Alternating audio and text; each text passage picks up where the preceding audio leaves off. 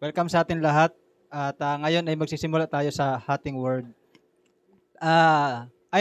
Totoo yung sabi ni Tintin kanina na ang pinakamahalaga sa church is yung word, hindi yung mga activity, mga fellowship. Ang gaya ng lagi kong sinasabi sa inyo, ang pinaka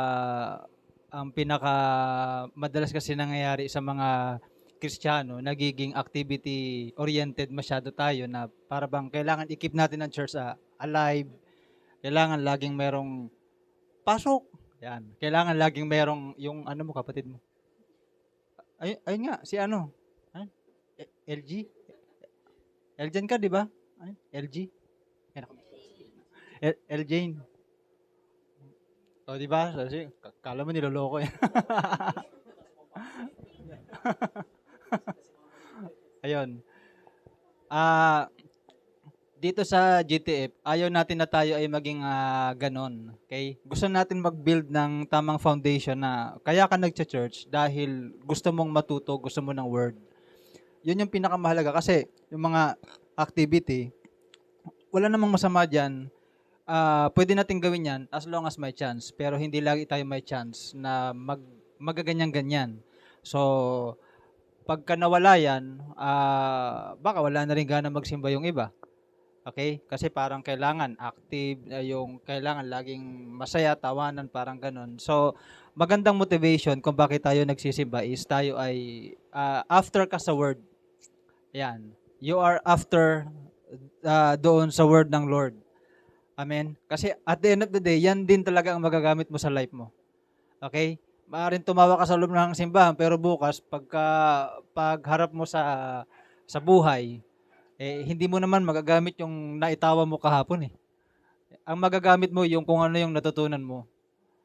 'Di ba? Yun pa rin, abay kahit kaya nga yun yung dahilan kung bakit it doesn't matter kung yung nagtuturo boring pakinggan, siya ay may humor o kaya ah, bata man siya o matanda, tao man siya o hindi.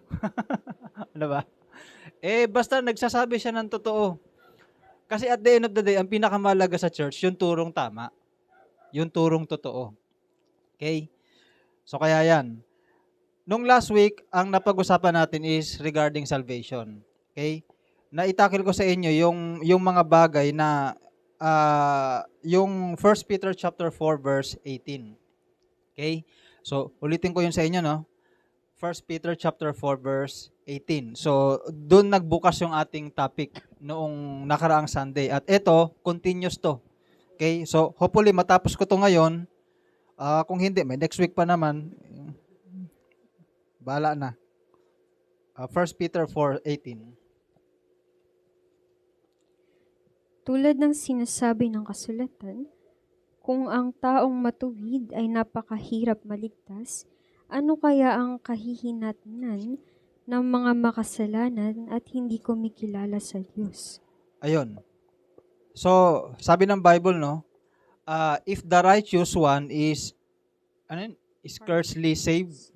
Ayun, kasi kinuha natin yung word na yun, yung scarcely, na ang ibig sabihin is very narrow. Very narrow. Ibig sabihin, yung righteous person, which is us, tayo, we are considered righteous dahil sa ating pakikipag-isa kay Christ.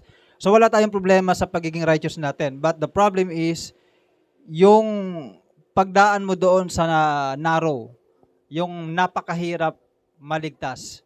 Sabi ni Paul, kung ang taong matuwid ay mahirap maligtas, ano pa ang hope ng mga taong intentional na hindi nagpapakamatuwid? Kung tayo na nga, nagpupumili tayong maging matuwid na tao, or at least man lang maging worthy tayo sa salvation tinanggap natin, but still, you can be lost your salvation. Okay? Ano pang hope ng mga ungodly at yung sinner? Okay? Ano pang hope nila? So kaya naitakil ko sa inyo, at least dito sa GTF, na naniniwala tayo na ang salvation is hindi siya once saved forever saved. Okay? Hindi siya once saved forever saved, na kapag ligtas ka na. You are always saved. Okay? Somehow, pwedeng mawala sa iyo yung opportunity na yan. Okay? Ganito ko yan nakikita. Ito, sundan niyo yung sasabihin ko. ganito ko yan nakikita, yung ating salvation. Ito ay privilege. Okay? Alam niyo yung salitang privilege, iba siya sa rights eh. Okay? Sino dito yung kayang mag-differentiate ng privilege at yung rights? Ano ba yung difference ng privilege at yung rights? Ano ba yung privilege sa Tagalog? Ah, pribileyo. Pribileyo. Sige nga, labasan ng mga lawyer mind dyan. Ha? Ano pagkakataon? Opportunity yun. Basta sumagot siya. Palakpakan. Yay. Wala. Di scholar yan eh. Oy, Brad, scholar yan. Nagpapaaral ka yan. Oy, meron tayong pinagmamalaki dito. Meron tayong scholar. Yay, palakpakan natin si Lord. Meron tayong maliit lang tayo na church pero nakakapagpaaral tayo ng isang malaki. Isang malaki. Big time. Big time. Pambira. Kaya meron tayong karapatan ngayon sa kanya. Pakilinis nga ng bubong ng bahay namin. Sige. Pilipos chapter 1 verse 29. Dahil ipinagkaloob niya sa inyo, hindi lamang ang manalig sa Kanya, kundi ang magtiis din naman alang-alang kay Kristo. Ayun, sa Pilipos 1:29. Actually, mas maganda yan sana basahin sa English dahil ang sabi ng English, we have this privilege. Sabi ng English version, we have this privilege na magkaroon ng faith sa Lord. It is privilege. Kapag sinabi kasing privilege, hindi to napasayo dahil karapatan mong magkaroon. Yung karapatan kasi parang kahit sino yun eh. Kapag karapatan, kahit hindi mo deserve, ibibigay sa'yo. Karapatan mo eh. Pero yung privilege, binibigay. Okay? Pero may condition yun. Yun yung privilege eh. Binibigay pero may condition. Halimbawa, yung pagkakaroon ng tinatawag na driver's license, hindi siya rights eh. Okay? Hindi siya karapatan. Kasi kung karapatan yun, edi lahat ng Pilipino meron ng driver's license. Okay? Pero since privilege siya, kailangan ma-meet mo yung mga certain requirements para magkaroon ka nun. At ganon na ganon yung itsura ng ating faith. It is our privilege to have faith. Hindi ito rights. Ito ay privilege na pinagkaloob ng Diyos sa atin dahil na-meet natin yung kanyang pinagagawa sa atin. At according sa Bible, sa John chapter 6, ano ba ang pinagagawa ng Diyos sa tao? Okay? Para ma-receive mo itong privilege na to. Sa John chapter 6, ito ang sabi ng Biblia sa verse 28 hanggang 29. John chapter 6, verse 28 hanggang 29. Kaya't siya'y tinanong nila, ano po ang dapat naming gawin upang aming matupad ang ipinapagawa ng Diyos? Ito ang ipinapagawa sa inyo ng Diyos. Sumampalataya kayo sa isinugon niya, tugon ni Jesus. Ayun. Yun yung pinapagawa ng Diyos sa atin. Sumampalataya tayo sa kanyang isinugo na walang iba kundi si Kristo. So, ang tanong, tayo ba ay sumasampalataya kay Kristo? Naniniwala ba tayo sa Kanya? Kung ang sagot mo ay yes, bibigyan ka ng Diyos ng privilege na makapanampalataya sa Kanya. Okay?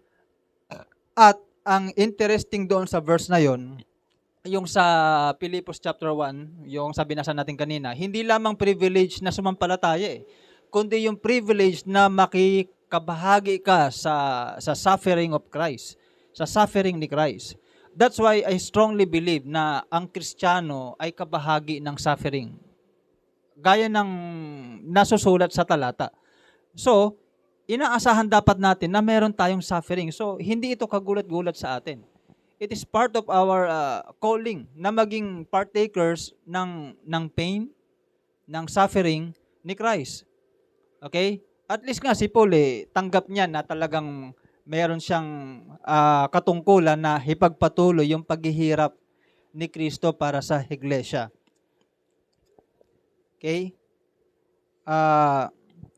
Meron nun somewhere sa Colossus, chapter 1, verse, dito sa 24. So tama, nasa Colossus chapter 1, verse 24.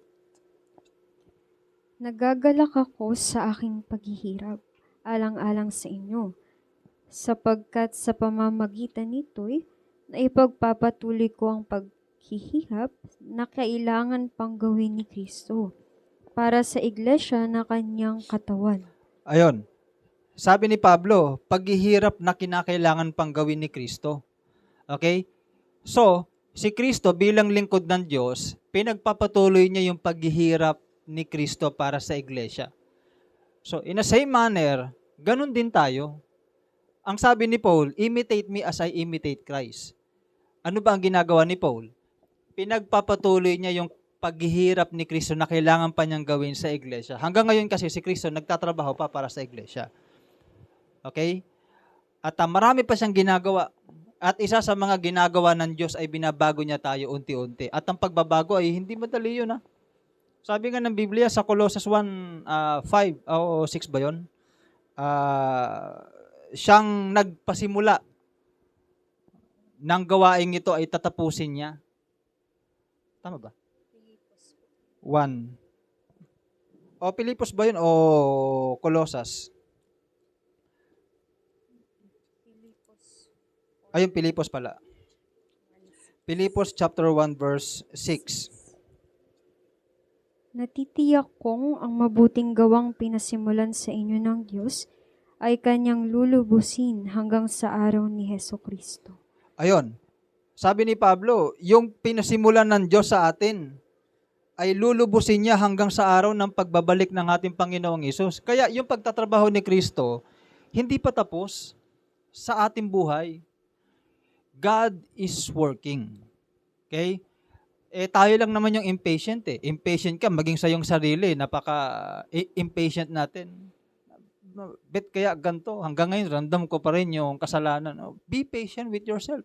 Ang Diyos nga hindi nagmamadali. Ang Diyos nga hindi kami namadali. Di ba? At saka, kung kailan matatapos yan, hindi bukas, hindi mamaya, hindi sa isang taon, pagdating ni Kristo.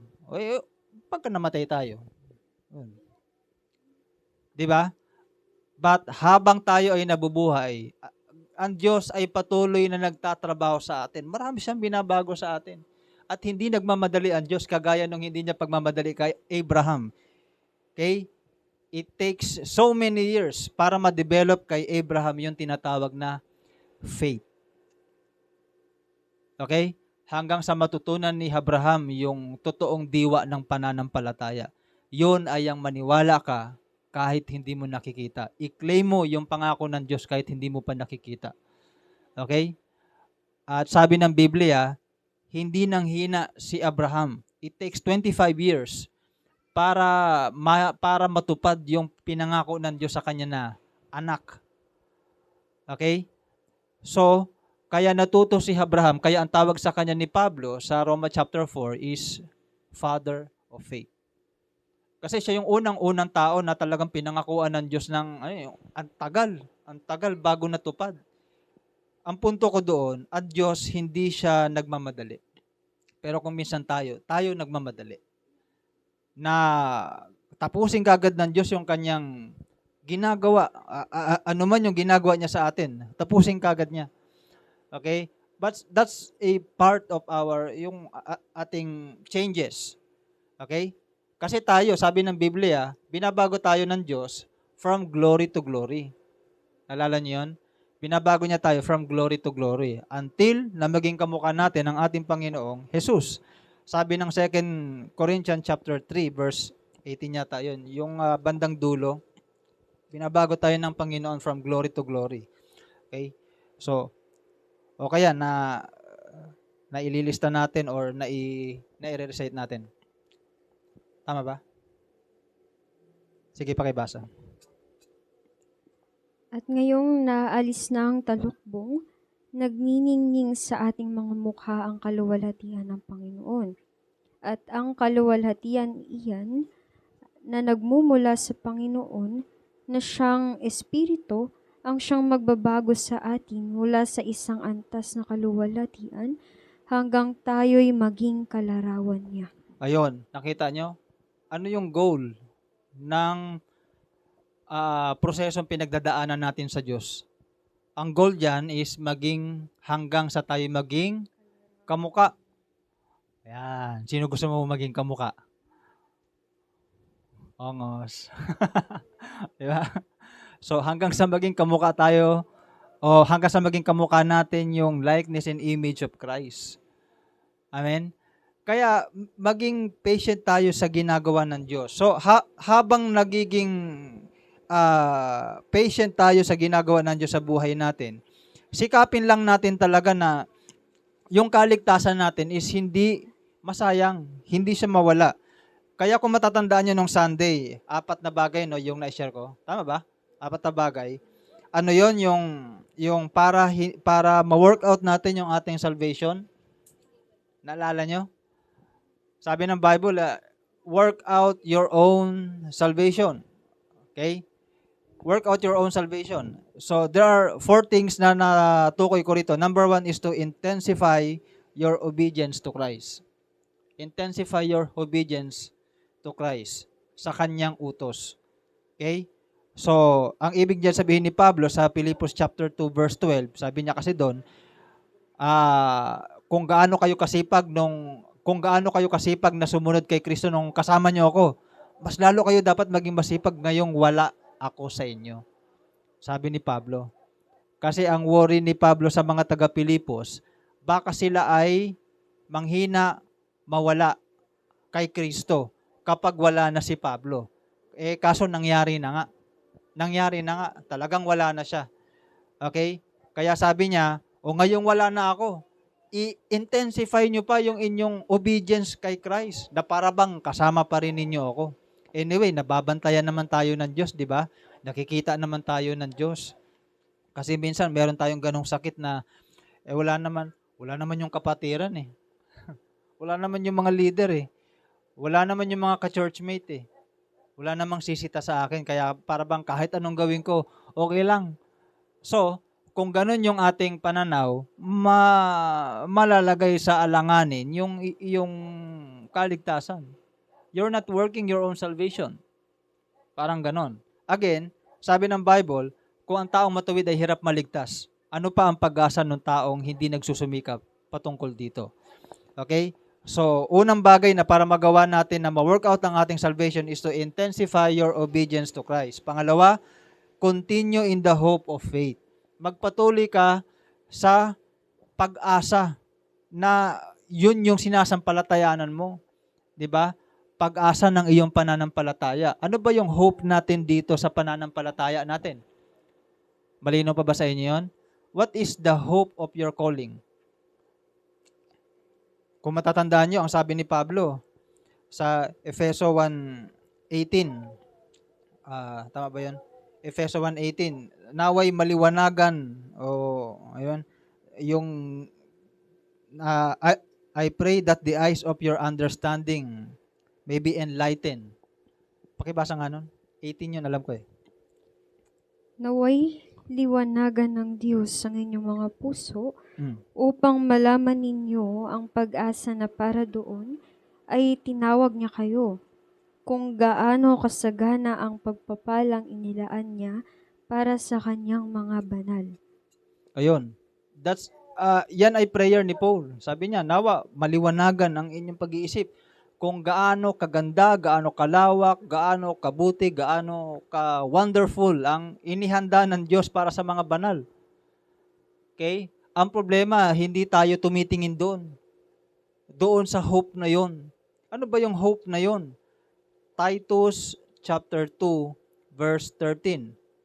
Yan yung tinatawag ni Pablo na blessed hope. Okay? Ano yung blessed hope na yon? Habang hinihintay natin ang pinagpalang araw na ating inaasahan, Ito ang araw na mahahayag ang kaluwalhatian ng ating dakilang Diyos at tagapagligtas na si Hesu Kristo. Ayun. Yun daw po yung ating hope. Yan yung ating dakilang pag-asa. Okay, yung ating pinagpalang pag-asa. Blessed hope kung tawagin ni Pablo. Yan yung pagbabalik ni Kristo. Okay? Kasi sa kanyang pagbabalik, kukunin niya tayo. Tama ba? Natatandaan niyo yung pangako ng Diyos? Ang pangako kasi ng Diyos sabi niya, bago siya umakyat sa langit, John 14 verse 1 hanggang 3. Di ba? Sabi niya sa mga disipulo niya, huwag kayong malungkot. Huwag kayong magulumihanan. Magkaroon ng anumang worry ang inyong mga puso. At ako'y aalis. At ako'y babalik. Sabi niya, ako'y aalis at ako'y babalik. Di ba? Sabi niya ganon.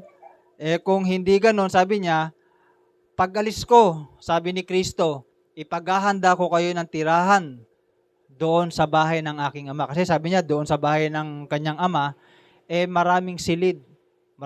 There are many mansion in my Father's house. 'Di ba? Kaya nga nakakapagtaka sa house maraming mansion. 'Di ba? Hindi niyo naisip 'yon, sa house maraming mansion. 'Di ba? Pero doon lang sa langit 'yon. So doon tayo pinaghahanda ng Diyos. At 'yun yung kanyang ginagawa doon. Siguro nagko-construct pa siya ng ano niya doon o ng mga bahay natin mula dito sa lupa. Mula sa lupa. Doon sa langit pala. Okay? Wala yun, erase. Doon sa langit. Okay? So, ang sabi ng Panginoon, pag iyon ay tapos na, pag naipaghanda na daw niya tayo, ang sabi ng Panginoong Hesus, siya'y, babalik. Ayun yung kanyang pagbabalik. Para kunin tayo at dalhin tayo doon sa lugar na kanyang inihanda para sa atin. Okay? So, kaya ang sabi ni Pablo, sabi na sa kanina sa Efeso 1:18, naway maliwanagan yung inyong pangunawa kung gaano kaganda, gaano kalawak, gaano ka-wonderful, magnificent, paano man sabihin yun, ka-exciting yung inihanda ng Diyos para sa mga banal.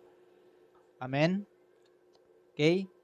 Yung sabi pa nga sa isang talata sa 1 Corinthians 2:9 hindi pa nakita ng mata, hindi pa narinig ng tenga at hindi pa pumasok sa puso ng tao ang bagay na inihanda ng Diyos para sa mga nagmamahal sa Kanya, para sa mga umiibig sa Kanya. So, God is preparing something for us. At yung piniprepare niya na yun yung nagiging hope natin, nagiging reason for us bakit worth it mag-stay sa pagsunod kay Christ. Bakit worth it magpatuloy? Dahil meron kang inaasahan dito. Amen? Kaya, yung isang talata pa na nagsasabi na sa Biblia, sa 1 Timothy 4:8, may, yung may pakinabang ang pagsasanay sa katawan for bodily exercise, profits a little, konti lang, may pakinabang sa pagsasanay sa katawan. Tama, no? Pero sa pagsasanay sa kabanalan, ang sabi ng Panginoon, sabi ni Pablo, may higit na pakinabang. Pag nagsanay ka sa kabanalan, dahil ito ay may pangako, hindi lamang sa buhay na ito, kundi sa buhay na darating. Yun nga, yung tinatawag natin na pag-asa. Yun yung pangako natin, yung pag-asa na yun. Okay? At kung aasa tayo doon sa pinangako ng Diyos sa atin na siya babalik, okay? At pagkakalooban niya tayo ng tirahan at ng buhay na walang hanggan, okay? Kung nandun yung ating pag-asa, nako, ito yung mangyayari sa atin. Magiging stable Christian tayo. Alam nyo ba ang nagpapa-stable sa atin? Okay? Walang iba kundi yung pag-asa kay Kristo. Kung hindi si Kristo ang pag-asa natin, 1 Corinthians 15 verse 19, tayo na ang pinakakawawang tao sa mundong ito. Kung hindi kay Kristo nasasalig ang pag-asa mo, kawawa ka pa rin kahit Christian ka. Okay? Pero, tama ba yung talata? 1 Corinthians, 15:19. Kung hindi si Kristo ang ating inaasahan, tayo na ang pinakakawawang tao sa mundong ito. Ang sabi ng Biblia. O kaya, kung isasalig mo ang pag-asa mo kay Kristo, ano mangyayari sa iyo? Ganito mangyayari sa iyo. Ang sabi ng Hebrew chapter 6 verse 19 yata, yung angkla ng ating kaluluwa. Meron doon sinasabi, ang pag-asang ito ay magsisilbing angkla ng ating kaluluwa. O 19 nga, 19 pakibasa. Ang pag-asang ito ang siyang matibay at matatag na angkla ng ating buhay. At ito'y umaabot hanggang sa kabila ng tabing ng templo hanggang sa dakong kabanal-banalan. Ayon. So malinaw ang sabi ng Biblia, no? Ang pag-asang ito yung nagiging dahilan bakit tayo magiging stable as a Christian. So at least alam nyo na ang dahilan kung bakit kung minsan hindi tayo stable. Okay? Isa sa mga dahilan o mga rason kung bakit nagsisway-sway yung ating pananampalataya is dahil hindi mo naisesentro yung pag-asa mo kay Kristo. Dapat kay Kristo lang yung pag-asa natin. Kung yung pag-asa natin ay nasa mga material na bagay, pwede naman, pero hindi ka magiging stable sa ganon. Okay? Lagi ko sinasabi, paano kung bigla na pumutok yung gera, no? Bigla na nang nagkaroon ng World War III. Lahat ng mga pinagsusubikapan natin ngayon, mahinto yan talaga. Isang ganun lang. 'Di ba? Nakaranas na nga tayo ng pandemic eh. Ibig sabihin, alam na natin ang lesson doon. Kayang pahintuin ng Diyos yung anumang bagay na inaasahan natin dito sa mundo. May kakayahan siyang ganon. Okay? Kaya dapat matuto tayo na yung pag-asa natin ay nasa Kanya lang.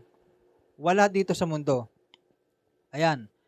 So, yun yung dapat natin gawin para ma-work natin yung ating salvation. Kailangan mag-continue tayo sa hope ng ating pananampalataya. And then number 3 is to endure. Nalala niyo yan? To endure. Endurance. Okay? Alam niyo naman, kapag sinabing endurance, hindi naman dito pabilisan, kundi patagalan. Patagalan.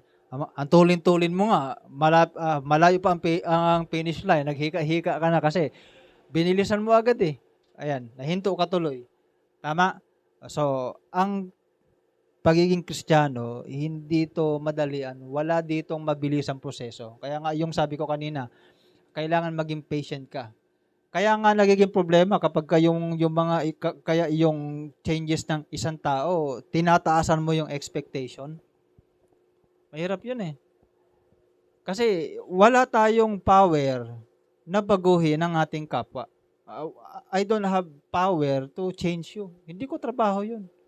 Okay? Trabaho ng banal na spirito yun. Okay? Bakit ko naman kukunin yung trabaho ng banal na spirito? Kung kayo ay magbago ngayon, bukas, sa isang araw o sa isang taon, yan ay concern ng Holy Spirit. Okay? At hindi ko itatouch yung kanyang work. Okay? I can only pray na, oh Lord, alisin mo po ito sa kanyang kasalanan na ito. Dito siya lagi na, dito siya lagi napupul, dito siya lagi natetempt. Yan. Pwede lang tayong makapanalangin. At pwede lang natin payuhan, kausapin, at bantayan yung isang tao. Pag siya'y nahulog sa pagkakasala, ang sabi ng Biblia, puntahan natin. Encourage natin ulit. Iyaan natin siyang tumayo. Huwag nating hatulan yung ating mga kapatid na nagkakasala. Okay? Dahil hindi natin trabaho ang magbago. Kasi ang isa sa mga nangyayari ngayon dinadaan sa sistema yung pagbabago. 'Di ba? Mag-undergo ka ng process. Pag pumasok ka sa process, kailangan 3 buwan na nag-aaral ka ng Word of God. Dapat yung 3 months na yan, may akay ka ng kaluluwa. Pag-akay ka agad, 'di ba? Kailangan by the end of a year, o dapat kompleto na yung 12. 'Di ba dati ganon? Pero naka-complete naman, pero yung leader along the way na tempt at nagkasala at nawala. 'Di ba? Bakit? Minadali yung changes Dinaan sa sistema. Hindi natin madadaan sa sistema yung mga pagbabago dahil trabaho yan ng banal na spirito. Amen? Kaya lang natin gawin is maging mapagpasensya sa bawat isa. Alam nyo, ganito ko yan tinitingnan. Kung minsan, ikaw na nadidismaya sa kapwa dahil ganyan siya. Okay? Ito, intindihin nyo to. Kung minsan, ikaw na nadidismaya sa iyong kapatid na hanggang ngayon ganun pa rin siya. Kung minsan, ikaw din ang tinuturuan ng Diyos na mahalin mo siya kahit ganun siya. 'Di ba? Hindi laging solusyon na magbago ka para magkasundo tayo. Magbago ka para maging okay tayo, maging healthy yung ating relationship. No. Sometimes, ikaw ang tuturuan ng Diyos na kahit hindi siya nagbabago, ikaw magbabago ang trato mo sa Kanya. At baka kung kailan magbago ang trato mo sa Kanya, kung kailan ka maging Kristiyano talaga sa pagtrato mo sa Kanya, baka doon ka paboran ng Diyos na dahil sa'yo, pabaguhin na siya. Okay? Kaya nga may mga advice sa mga apostol na sinasabi na pag kayo sa bahay nyo, yung mga magulang nyo hindi naniniwala sa pananampalataya nyo, ipakita nyo lang yung inyong magagandang ugali. Okay? Baka sakali, sabi ng Biblia, sila ay kahabagan ng Diyos at makita nila ang katotohanan. Okay? Kasi ang Diyos pa rin ang bumabago sa kanila. So kaya, marami tayong mga suffering habang tayo ay Christian. At kung minsan, nagbibigay ng mga suffering sa atin is yung mga ibang tao. 'Di ba? But we must endure. Lalo na kapag yung suffering mo, ang nagiging reason o yung cause ng suffering mo is yung hatred sa'yo ng mundo just because you are a Christian. Yun yung sinasabing i-endure natin. Kung yung dahilan ng paghihirap mo ay dahil lang sa Kristiyano ka. Bawa, pagka-graduate mo, kargado ka na no? Kargado ka na ang tawag doon, yung mga diploma. Marami nang nagpapatunay na graduate ka, matalino kang tao, you are more than capable. Nakalagay doon capable. Tapos pag-apply mo, sabi, ay, Christian. Di, hanap namin di ba? May bias. Maraming ganyan, may bias. Kaya kapag Christian ka may maraming bias sa mga religion Dahil lang sa Christian ka, hindi ka tatanggapin sa trabahong gusto mo. 'Di ba? O ngayon, syempre kung ikaw, ilang taon mong pinag-aralan 'yon tapos dahil lang Christian ka, ano mas madali, 'di ba? Mag-compromise ka na. O, burahin. Ilagay mo, ito man yung relihiyon ko. Hindi mo naman sasabihin Christian ka. O, ang problema, nakikita ka ni Lord. Ano nang tawag doon? You are denying Christ.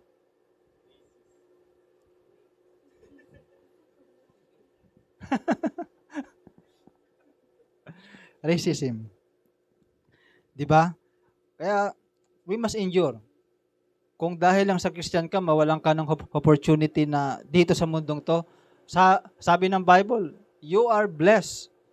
Kung dahil lang sa pagiging Kristiyano, inaalimura ka, ikaw ay nagsasuffer, nadarama mo ba nararamdaman mo yung pressure o yung parang resistance sa'yo ng mga tao dahil lang Christian ka because of your faith. Okay? Hindi naman yung suffering, hindi naman to general suffering na yung dahil masama kang tao, nagsasuffer ka, so hindi yung counted. Okay? Ang sinasabing suffering lang dito is yung dahil may faith ka kay Christ, nagsasuffer ka dahil doon. Dahil may mga tao ayaw sa'yo because of your faith. Okay? Siguro ngayon, hindi pa natin maramdaman masyado yung pressure na yan, but I know someday, dadating yon. Okay? Sana, kung hindi man tayo ang makaranas o yung mga anak man natin na makaranas, sana maturuan natin yung next generation na i-prepare nila yung kanilang sarili sa ganun dahil panahon yun Meron talagang panahon sa ganun. So, endure. Pang-apat, hold fast the word of Christ. So, panghawakan natin yung mga salita ni Kristo based on 1 Corinthians 15, verse 1 hanggang 2. Okay? So, itong tinatakil natin na salvation, napakahalaga nito dahil ayoko na maging careless tayo sa tinanggap natin. Since itong tinanggap natin na makapanampalataya tayo sa ating Panginoon Diyos is privilege. Ito ay pribilehiyo. So, wag natin sayangin. So, work out your own salvation. So, paano yon?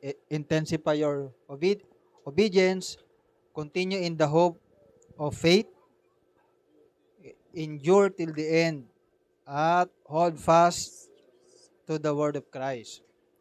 Okay? So, yan yung mga dapat natin gawin para hindi tayo malayo sa Diyos. Now, itatakil ko yung mga bagay na mga factor na nakakapagpalayo sa atin sa Diyos. So, dapat malaman nyo to. Factor na nakakapagpalayo sa atin sa Diyos. Okay? Dahil, lagi nga natin sinasabi, dapat maging educated tayo pagdating sa Word of God dahil laban natin to, yung panlaban natin to sa mga deception ng mga malinturo at sa mga bulong-bulong na mga demonic lies. Di ba? Mga nagbubulong-bulong din yan sa atin eh. Okay? So number 1, okay? Mga factor na nakakapagpalayo sa atin sa Diyos. Number 1, walang iba kundi kasalanan. Sin. Isaiah 59 verse 2. Ang masama ninyong gawa ang dahilan ng pagkawali ninyo sa Diyos. Nagkasala kayo, kaya hindi ninyo siya makita at hindi niya kayo marinig. Ayun. So, your iniquities have separated you from your God. Sabi ng Bible. Okay?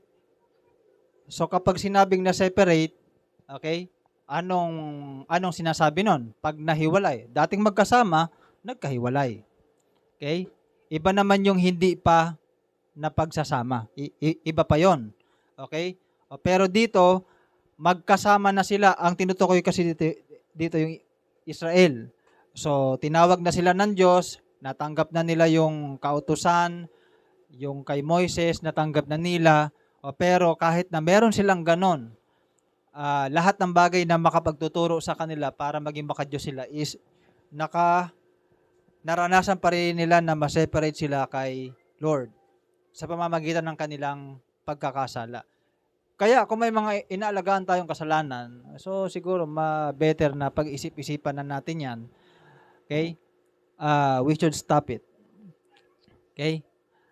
Kailangan i-stop na natin yung mga nagagawa natin kasalanan, yung ganon, stop.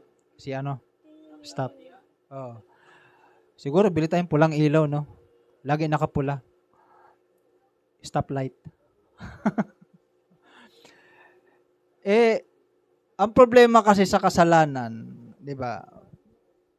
Bakit ba tayo napapasok sa kasalanan? Alam niyo ba dahilan? Sige nga, Bakit napapasok tayo sa pagkakasala? Why?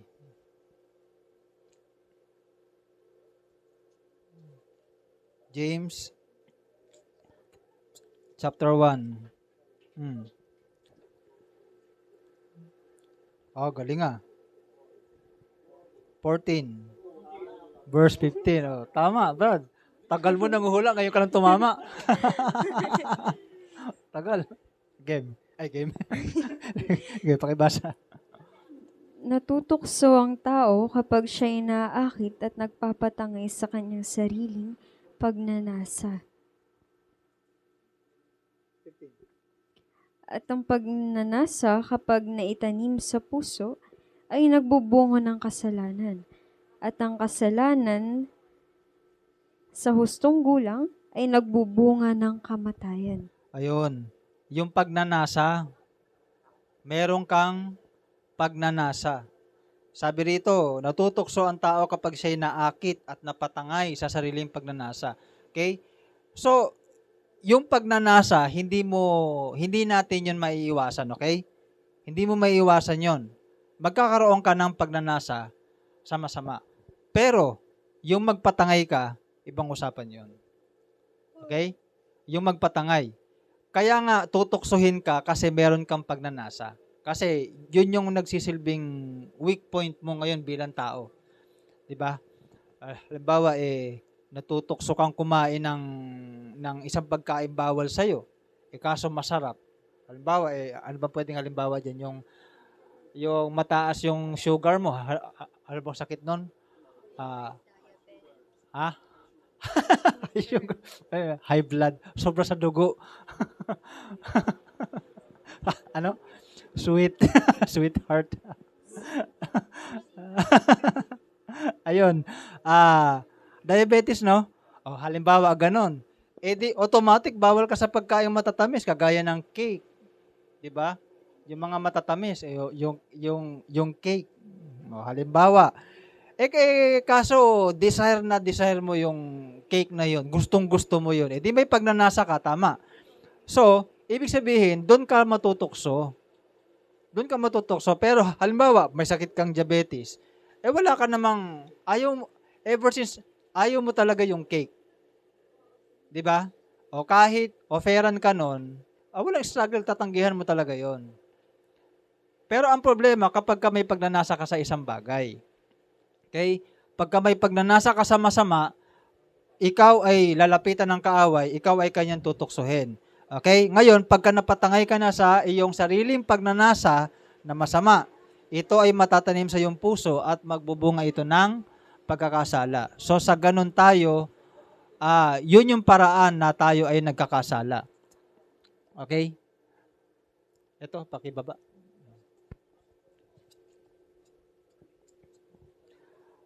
Okay, so yun yung una, kasalanan. Okay? Pangalawa, okay? Ano yung punto na tayo ay second factor na tayo ay maaaring malayo sa Diyos. Second factor na tayo ay maaaring malayo sa Diyos.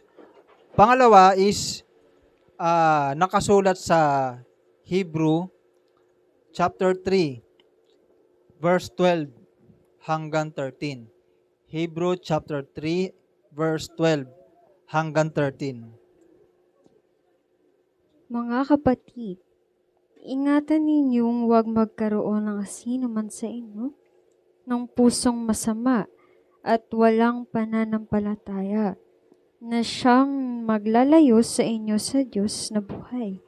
Sa halip, magpaalalahanan kayo araw-araw habang ang panahon ay matatawag pa ngayon, upang walang sino mang madaya sa inyo ng kasalanan at sa gayoy maging matigas ang puso.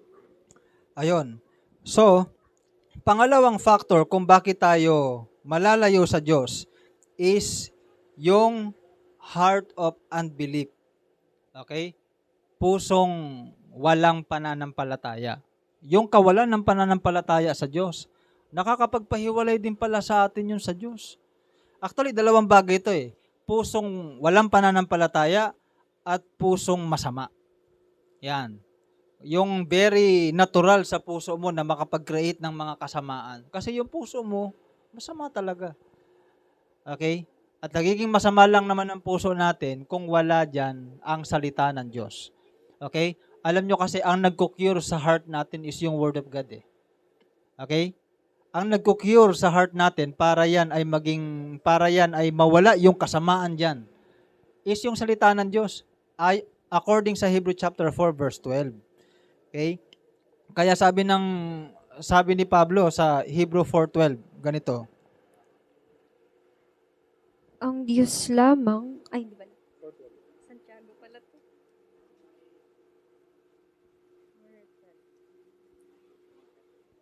Ang salita ng Diyos ay buhay at mabisa, mas matalas kaysa alinmang tabak na sa magkabilay may talim.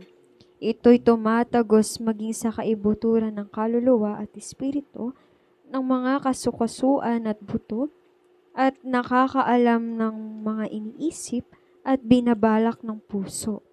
Ayun. So kung mapapansin nyo doon, ang salita ng Diyos ay tumatagos sa kaibuturan ng ating puso at nakakaalam ng ating iniisip. Ine-expose kasi ng Word of God yung intent of the heart. So kung may kasamaan dyan at makikinig ka ng salita ng Diyos, ma-expose mula sa puso mo yung kasamaan. And then the Lord, yung word ng Lord, ididil yun yung kasamaan na yun. Tama? At saka ang salita ng Diyos, maliban sa pag-e-expose ng intensyon ng puso natin, yung salita din na yun ay lumilinis sa puso ng tao. Kasi isa sa kakayahan ng salita ng Diyos is maglinis. According sa John 15. Pakinggan nyo sa John chapter 15 verse 3. Ang patungkol sa salita ng Diyos.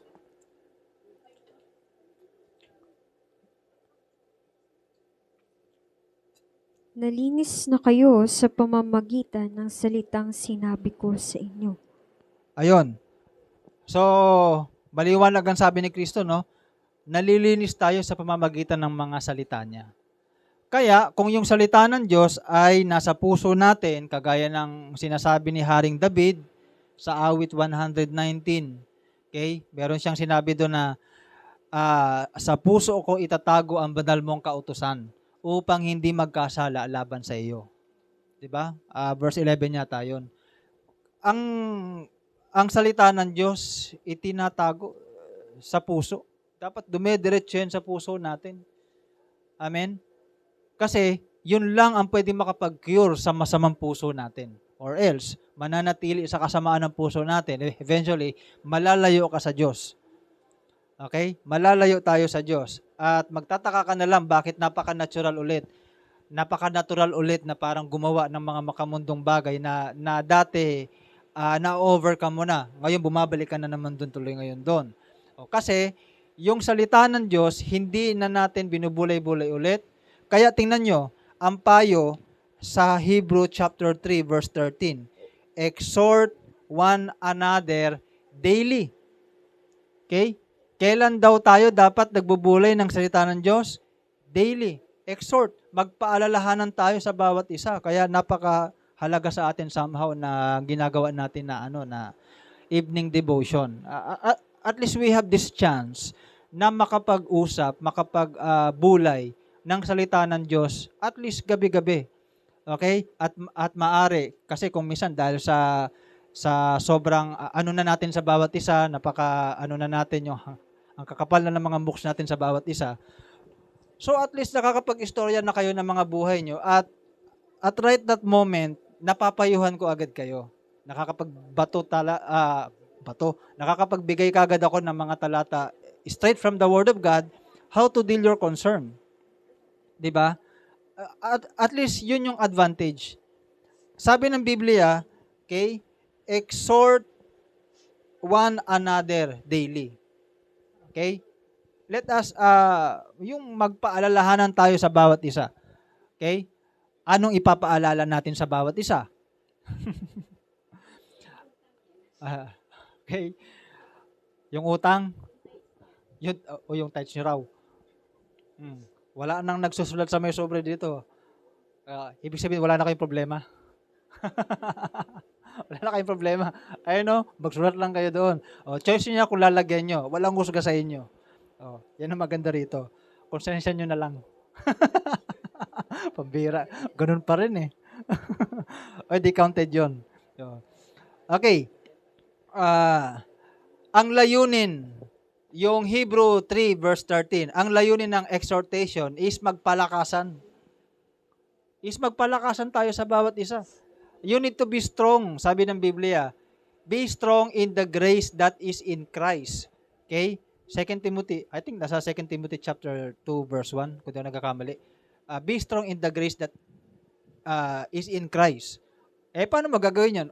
How to be strong in the grace of Christ or in the grace that in Christ.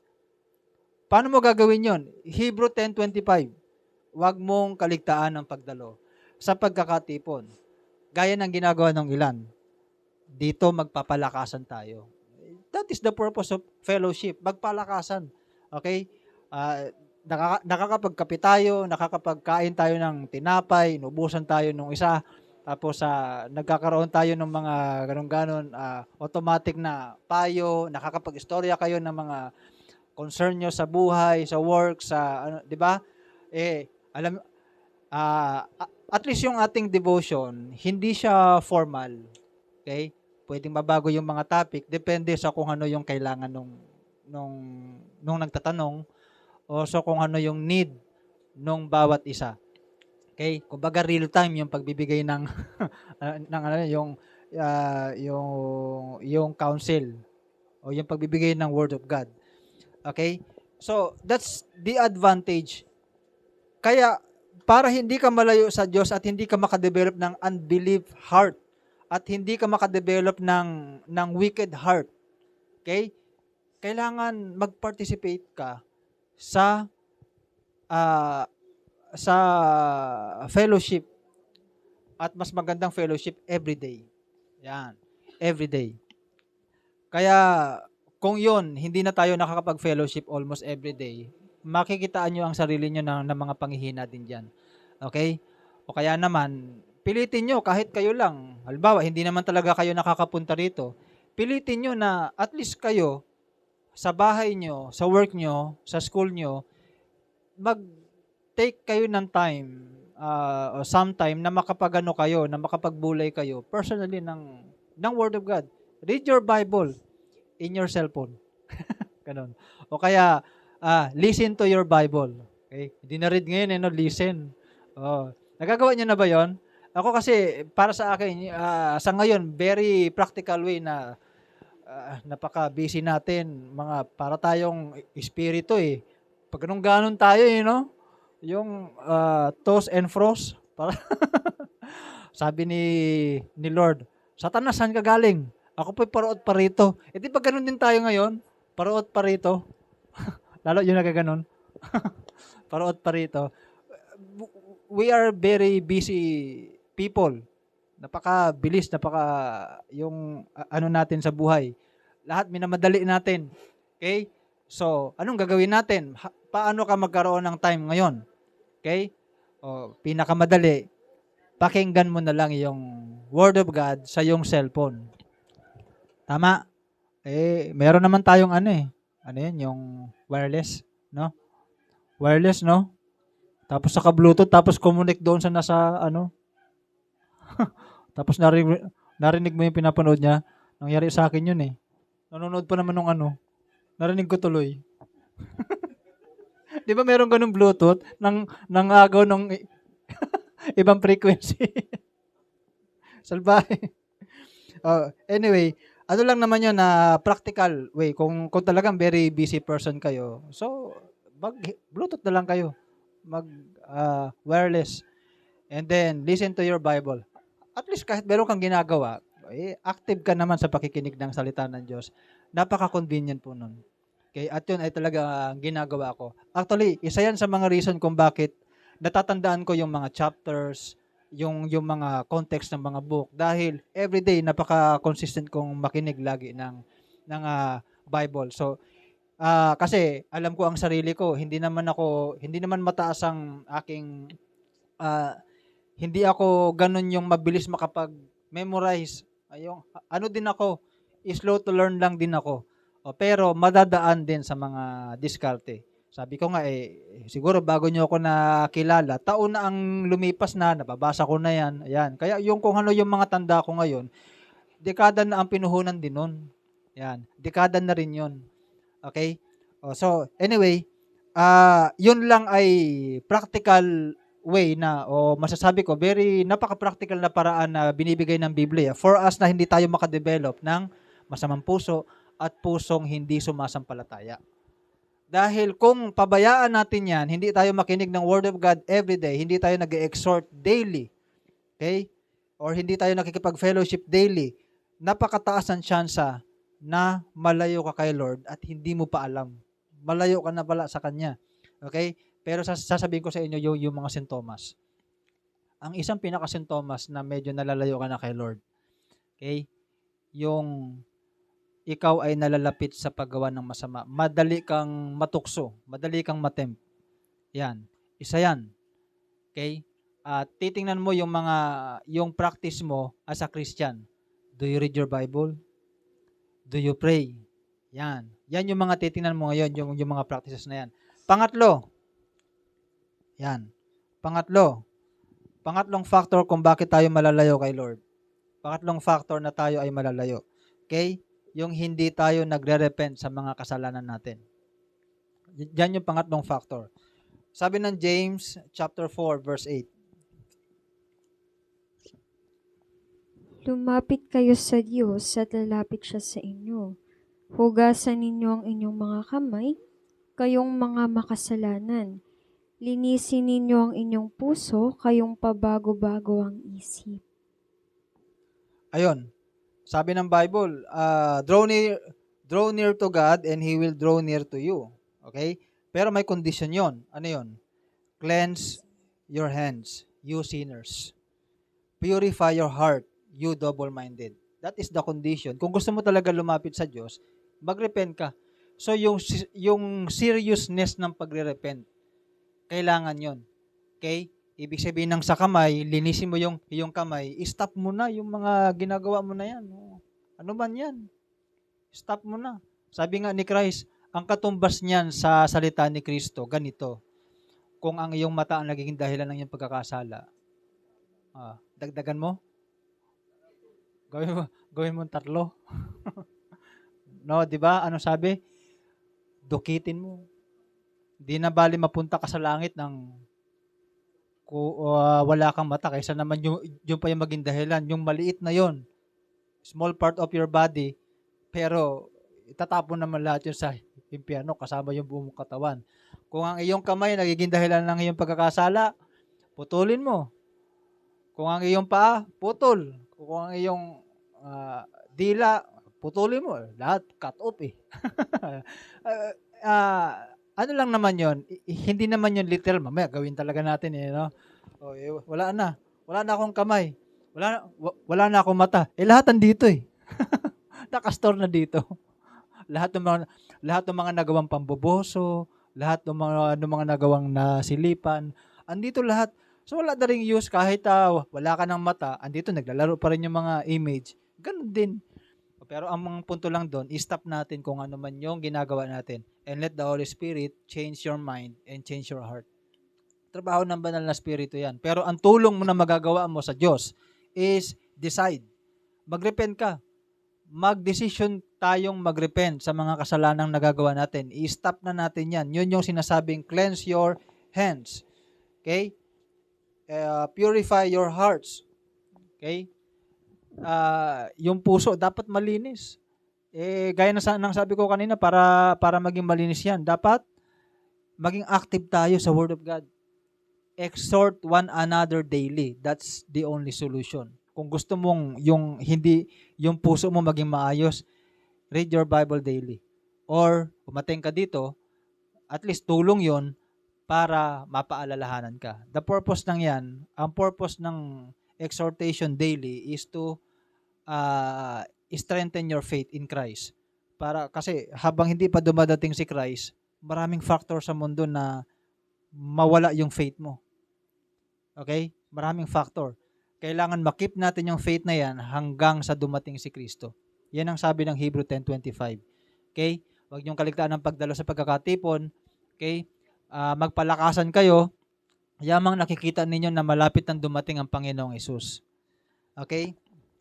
So I think hindi ko na matatapos ito. Okay? Kasi ang next dito is yung katibayan ng ating kaligtasan. At grabe, 2 page pa. Dami. Mukhang sampuan to Okay. Anyway, yung natakil natin, paano tayo manatiling ligtas? Work out your own salvation. Intensify your obedience. Continue in the hope of faith. Endures till the end. Hold fast the word of Christ. At yung factor bakit tayo malalayo sa Diyos is sin, heart of unbelief, at yung not repenting from sin, yung hindi pagsisisi. Ngayon, kailangan talaga maging seryoso tayo sa part na ito. We are Christian. Gawin natin yung paraan ng Diyos na binibigay niya sa atin para ma-overcome natin ang mundong ito. Okay? Walang masama sa mga bagay na ginagawa natin. Pero kung tayo nalalayo tayo sa Diyos, dapat nababother yung puso natin. Dapat nagkakaroon ka ng parang sense na parang malayo na ako kay God. And then you do something. 'Di ba? You do something, hindi yung iba naman yung parang feeling ko malayo na ako kay Lord. Okay lang. Iba naman yun yung parang wala kang nararamdaman na parang hindi ka nababother, hindi ka nag-aalala. Tama? Kasi pagka ganun, wala kang nararamdaman, chances are hindi ka nagpa-participate sa banal na spirito. Okay? Ang sabi ng Biblia, ang banal na spirito, okay, siya yung magpapakita sa atin kung ano talaga ang kasalanan. tutulungan tayo ng mga banal na spirito para ma-realize natin na talagang masama ang ating ginagawa. Amen? At para tayo mismo mag-decide na itigil na natin to. At tayo ay magseryoso sa pamumuhay sa kabanalan. Amen? Sabi ng Biblia, be holy, for I am holy. Ano yun? 1 Peter chapter 1, verse 15 hanggang 16. Maging banal kayo sapagkat ang Diyos na tumawag sa inyo ay banal. Amen? Maging banal tayo, sabi ng Panginoon. Alam niyo naman ang ibig sabihin ng kabanalan, di ba? Set apart.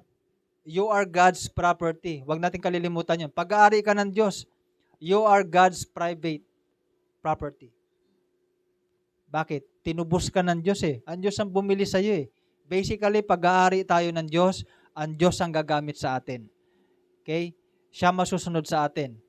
At inaalaw natin na gamitin tayo ng Diyos dahil ito din naman ang reason ng ating creation. Bakit tayo pinanganak? It is to serve God. To worship God.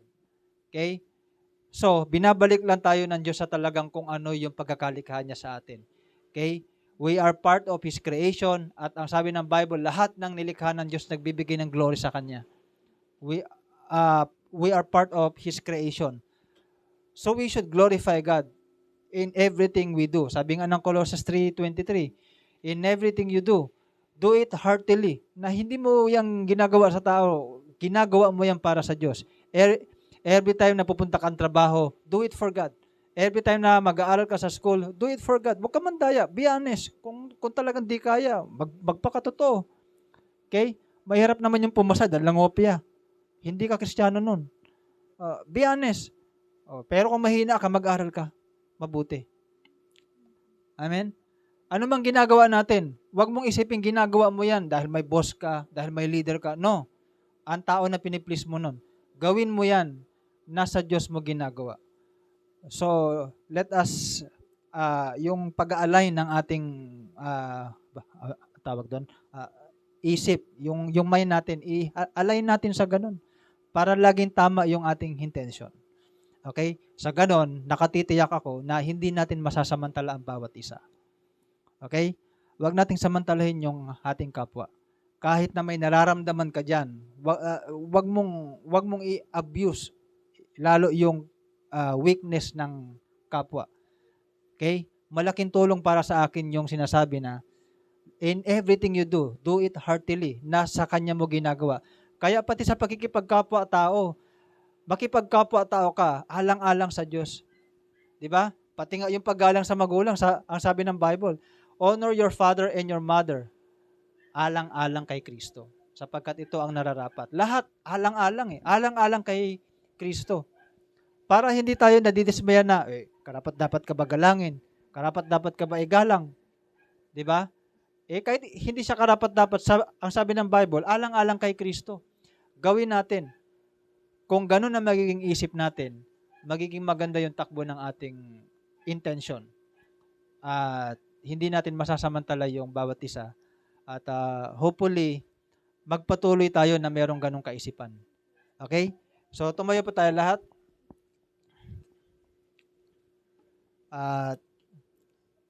Let us pray. Yan. Manalangin tayo na ano man yung parang mga bagay na nagiging ano sa atin, ang tawag doon. Parang nagiging, paano ba sabihin? Nagiging hadlang. Nagiging hadlang, okay? Mga bagay na nagiging hadlang sa atin para hindi tayo makapagpatuloy. Maigi siguro, basahin ko na lang. Hindi ko mabanggit yung tamang salita eh. Sa Hebrew chapter 12.